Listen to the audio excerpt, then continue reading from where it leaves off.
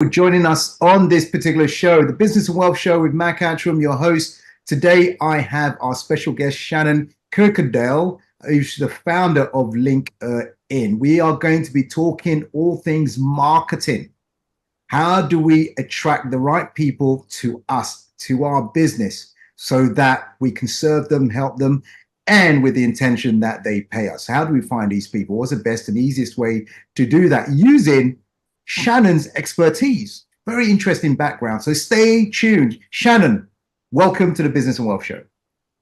Thank you, Mac. Thank you for having me. You are most welcome. I'm excited to be here. Yeah, we're excited to speak with you. Shannon, tell us, let's kick off. Let's get straight into this. Tell us a little bit about your entrepreneurial background.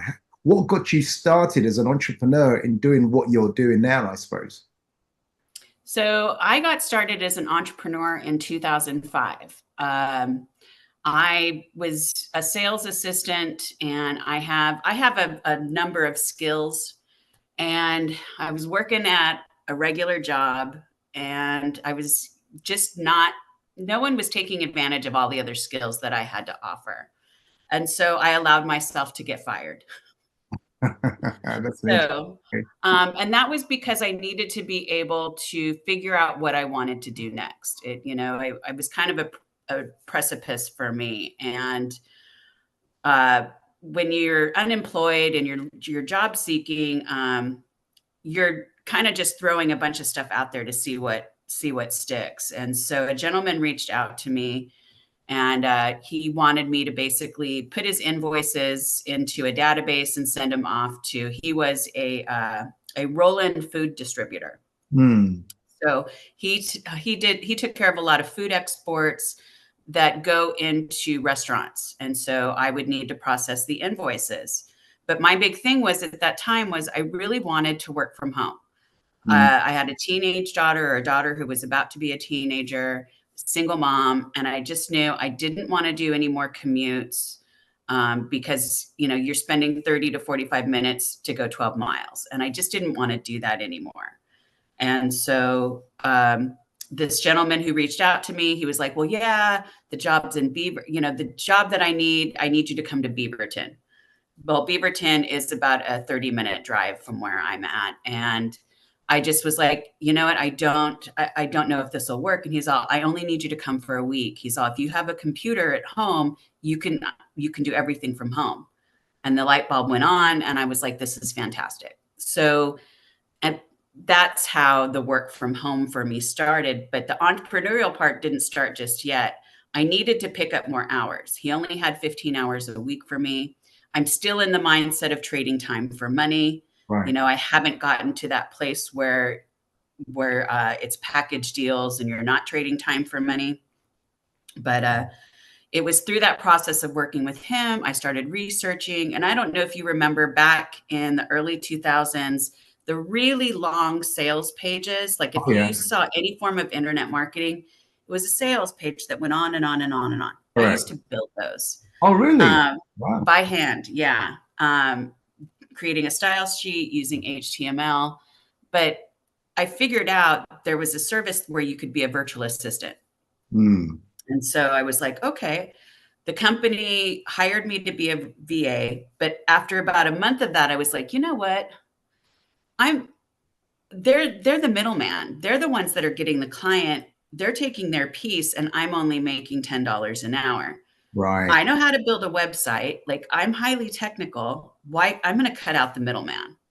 So that's what I did. I built my first website. My company was Creative VA Services.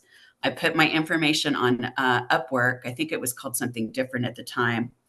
Or Guru. It was called Guru. Put it up on Guru, and within a week, I had a gentleman reach out to me who was an internet marketer who wanted me to build out his sales pages, and he was going to pay me good money a month to do that. Nice. And that's how it got started. And then over time, my services evolved where I was primarily working with coaches, authors, and speakers. I really still didn't understand the marketing game because I was a builder. All right. He understood the marketing game. So I was starting to learn. I was starting to figure things out. When I fast forward to 10 years later, I'm a pro at it at this point. I've got lots of really great clients, but now I'm at a new precipice. I need to stop trading time for money. I Mhm. also need to give myself a raise because people don't pay. Like if you're a virtual assistant, you're lucky if you're going to get anywhere from $50 to $75 an hour. Right. Right. I knew that I could do a lot more for my clients. And so I became an agency. And Okay. so this was about 2015. Was the end of 2015. I became a full service marketing agency. Now my marketing game's up there. I'm getting clients, but I wasn't able to handle the financial side of my business. It was a roller coaster, and most entrepreneurs can attest to this. It's the feast or famine roller coaster. You know, one month you're doing really good, so you spend extra on things that you need for the business, and then a month and a half later, you're back in the famine, and Right. you're like, okay, well, what do I cancel this month? And I just got tired. It was really frustrating. Mm. But I had a big fail. I lost clients. I lost my team. Like it was a really, really sad place to be. So let me But ask you, Shannon, the what was the cause of the failure? Is it because of cash flow, or is it because of systems that weren't in place to protect what it is you're trying to do, or was it a bit of both? a little bit of both. I had a project manager, but it was really a cash flow issue. So I had a project manager, and I don't know if you might have some of your audience who believes in energy Yeah. and how energy from other people will affect you. Yeah. She would come in almost daily complaining about her financial situation Oh, wow. to someone who is already having financial issues with the business. And because I was having financial issues, she basically quit without any notice. Right. And I now no longer had the person who was the head of my system Yes. Project to manager. make sure that everything was being done. Yeah. And so, couple lessons here. I got turned on to a book by Mike Michalowicz called Profit First. Right. All right. Profit First was a game changer for my business because it taught me how to basically conserve my money and manage it in a way that if it was a slow month, my business wasn't going to suffer, and neither were my clients.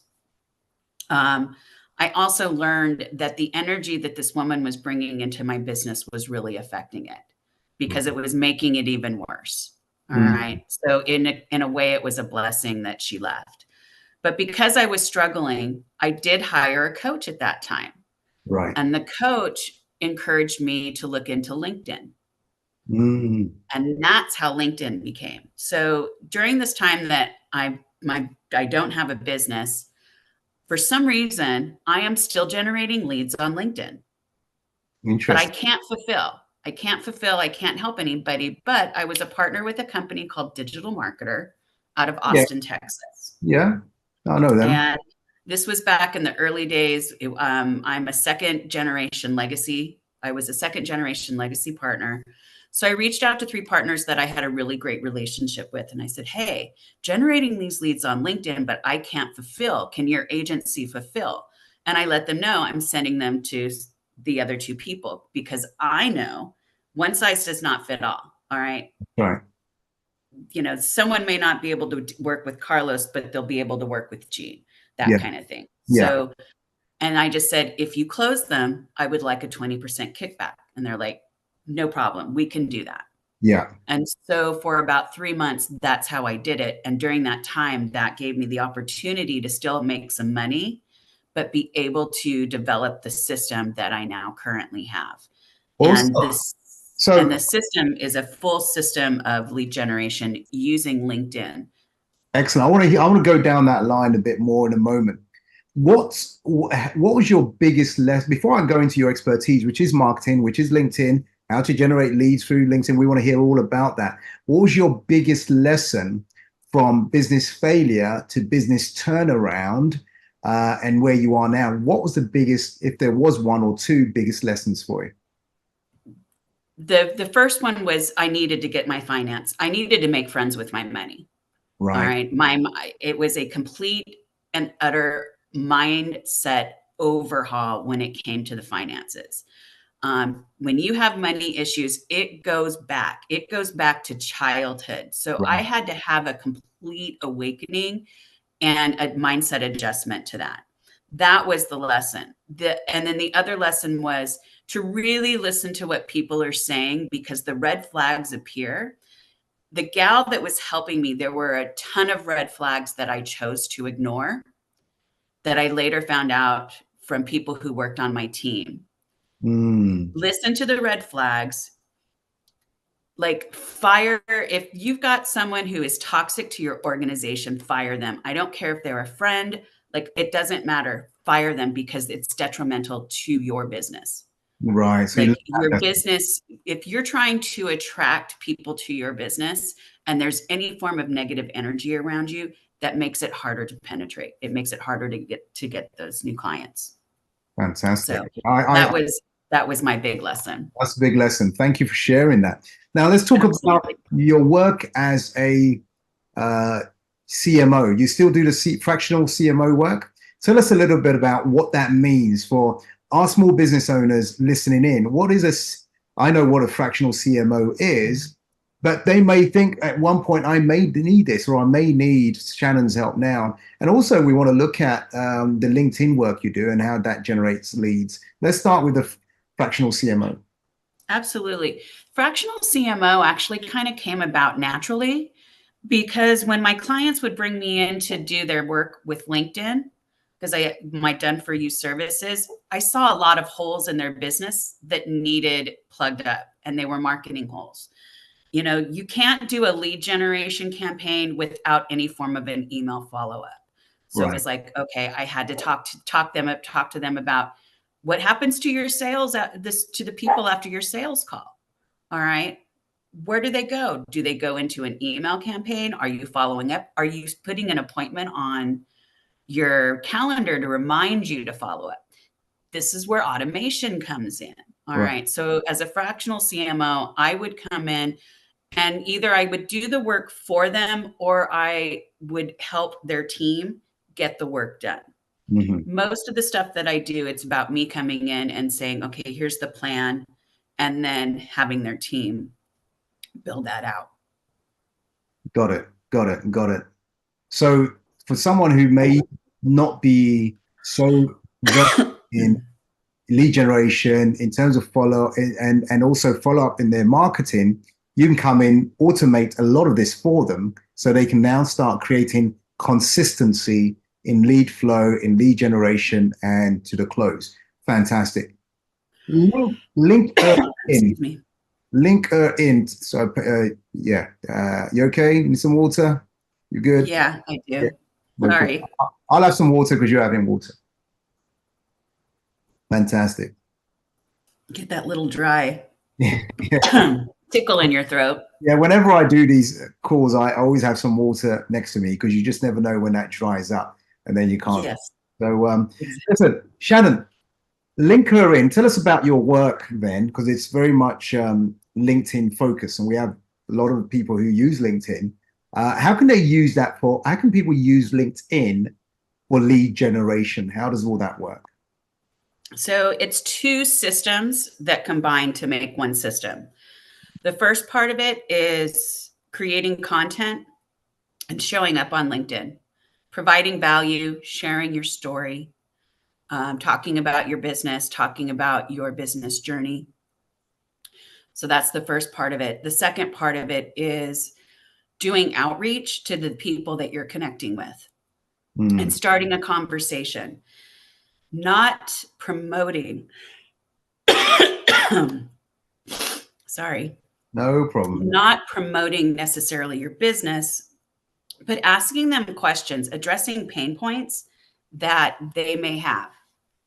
And so that's how you want to do it. You want to reach out to people, but you want to ask them questions, just one question, in order to get them to reply. You don't want to ask them questions like what sort of struggles are you dealing with? Because we all know what that leads to. Right, right. So ask them something simple. Ask them about something they're doing in their business. Yes. I am really sorry. Yeah, no problem. So, yeah, so what I'm hearing you say is this: in starting the conversation in LinkedIn or any social media for lead generation, right? Pretty much. What we don't want to do is, hey, my name's Mac. I'm a business coach, and which area of your business are you struggling with right now? What are the challenges? Because they know you're trying to sell them something. And if you want to Immediate. help someone, then hey, because LinkedIn is primarily a networking environment, online digital networking environment. And so what we're saying is that start the conversation. Hey, I love your post about ABC. How long have you been doing this type of work? So just like you would do in any conversation, even in a live environment.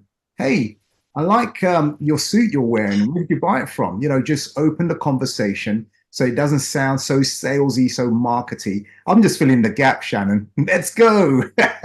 You've nailed it. Yeah, That's really it.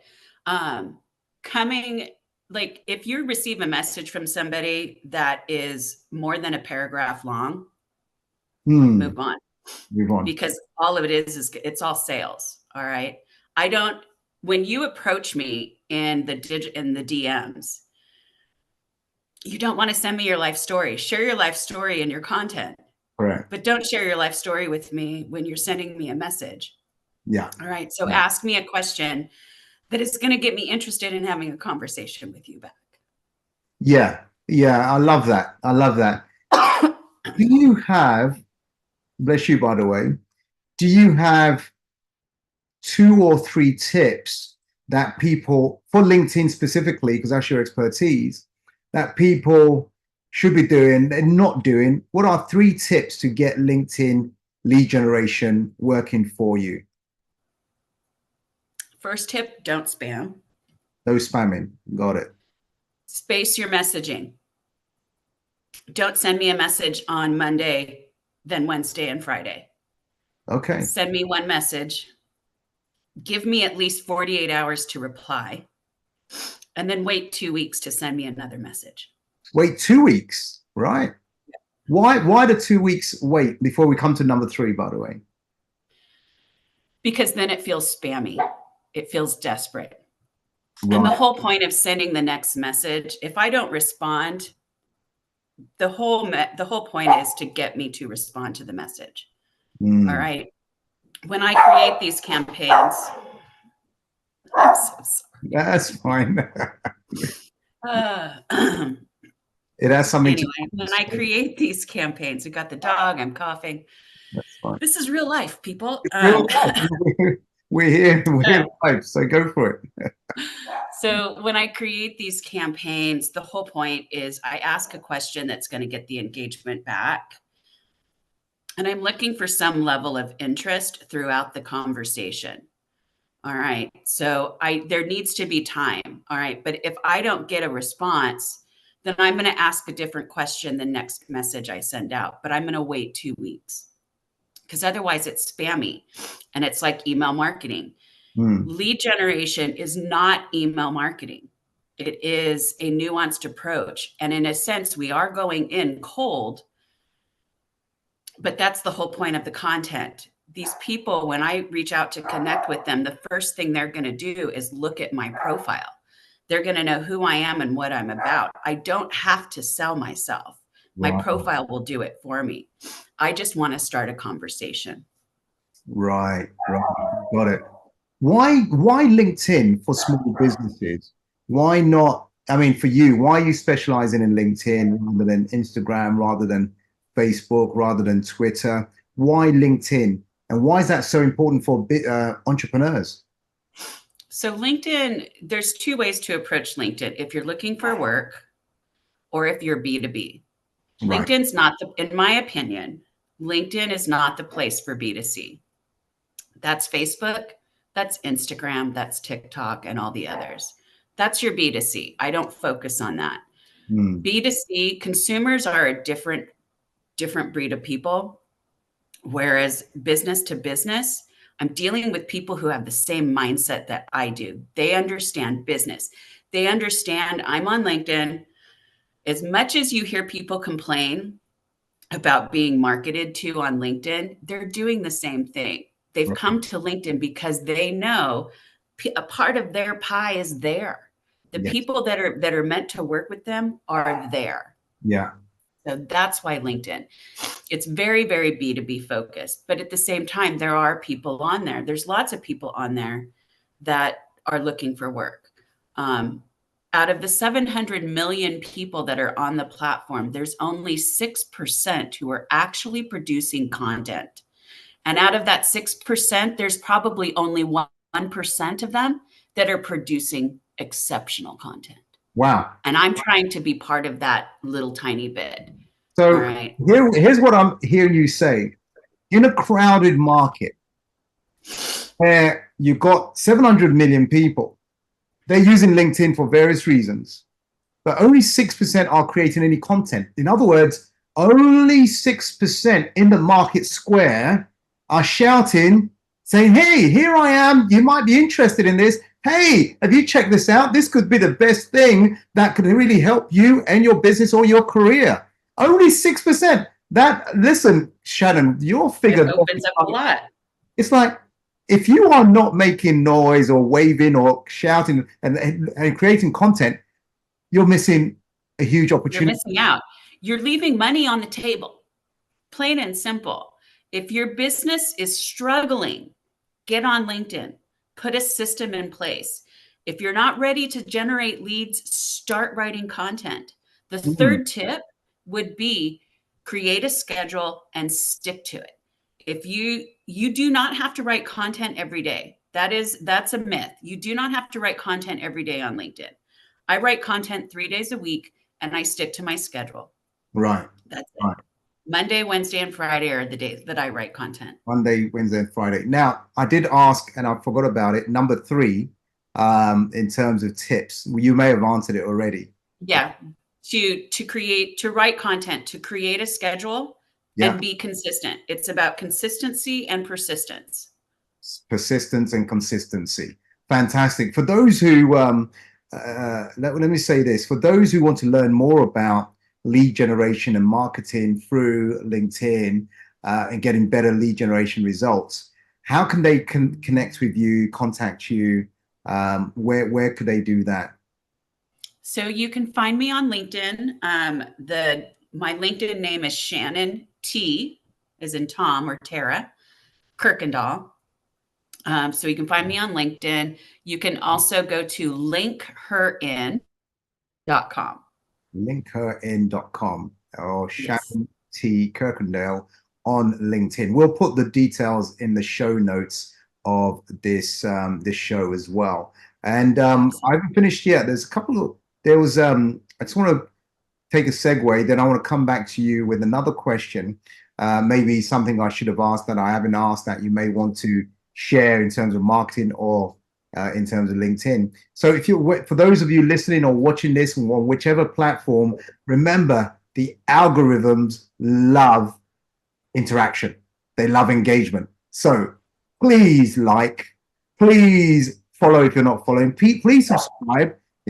We're not charging for this, so the least you can do is just subscribe and say, hey, I want more good content, so they can notify you whenever we bring out and we bring another expert like Shannon onto the Business and Wealth Show. Remember to share this with your friends, your colleagues, associates as well, and so that the algorithm picks it up and gives us more airtime. Shannon, over to you. Yeah, I just wanted to say that. So we just love helping people. Just love giving content out. So Shannon, anything that I should have asked you, I haven't asked you, anything you'd like to share with us in regards to marketing or LinkedIn? So I would like to share that I created a course. Okay. If that's okay. Go for it. Because I've realized that done for you services don't work for everybody. And that some people want to be able to learn how to do what it is that I do, but for themselves and be able to maintain it. Sure. And so I do have a course that actually encompasses the content strategy as well as the lead generation system that you would complete. And it includes all of the tools. And I also include how to add LinkedIn into your daily life. All right. Without having it overwhelm you. I think some people think that social media can be overwhelming and they find themselves down the rabbit hole. It doesn't have to be. I write my content, I get in and I post, and then I spend about 10 minutes on LinkedIn looking for other content to engage with. And then I move on with the rest of my day. And then I might come back later in the evening on my phone and respond to the people that engaged with my content. Right. But that's really it. It doesn't encompass my day, even though it's such a huge part of what I do. Wow, All that's right. a great tip to know. That's a great thing. You actually Yes. times a week you're posting, you're checking things for a few minutes in the morning, you're checking things later on in the day, and get on with your rest of your own business and work. I love that. Absolutely.